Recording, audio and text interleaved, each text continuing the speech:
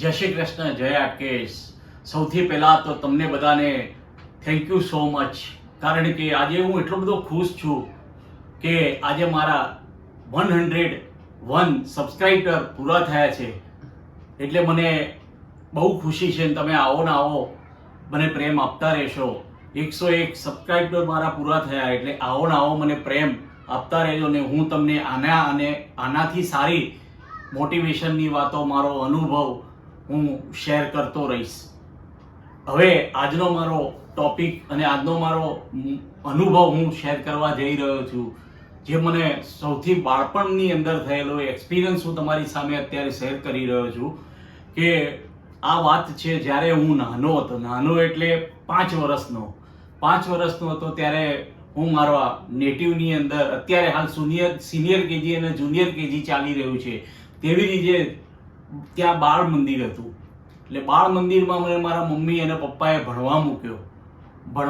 એટલે એ ઘડીએ દફતર લઈને જવાનું હતું. આવી બેગો ને એવું બધું અત્યારે જેમ છોકરાઓ જઈ રહ્યા છે એવું નહોતું. ત્યાં દફતર લઈને જવાનું હતું. એટલે એક થેલી જેવું દરજી જોડે મમ્મી પપ્પાએ બનાવરાયેલું ને અંદર સ્લેટ અને પેન મૂકે અને મેં લઈને ભણવા જોઈએ. એની અંદર ઘણી જગ્યાએ અમારા ક્લાસની અંદર એ ઘડીએ તો કોઈ વિદ્યાર્થીઓનો કોઈ આંકડો ફિક્સ હતો નહીં. 70 જણા વિદ્યાર્થીઓ રાખતા હતા અને 65 વિદ્યાર્થીઓ રાખતા હતા.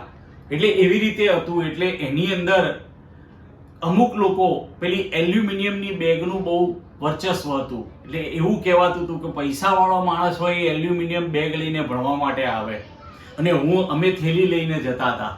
તો મને મનમાં એવો ઘણી વખતે વિચાર આવે કે હું આવી એલ્યુમિનિયમની બેગ લઈને ક્યારે ભણવા જઈશ, કારણ કે એ ઘડીએ અમે એફોર્ડ કરી શકીએ એવું હતું નહીં. બરાબર. જ્યારે હું 4થા ધોરણમાં આવ્યો ત્યારે મારા મમ્મીએ અને પપ્પાએ મને એલ્યુમિનિયમ બેગ લાવી આપી, અને હું પહેલા જ દિવસે એલ્યુમિનિયમ બેગ લઈ અને હું સ્કૂલમાં ગયો બાલ મંદિરની અંદર.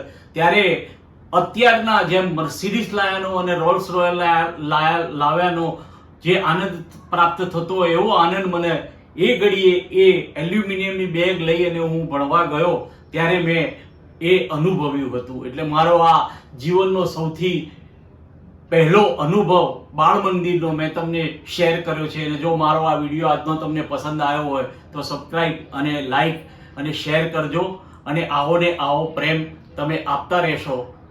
જય શ્રી કૃષ્ણ, જય હાટકેશ.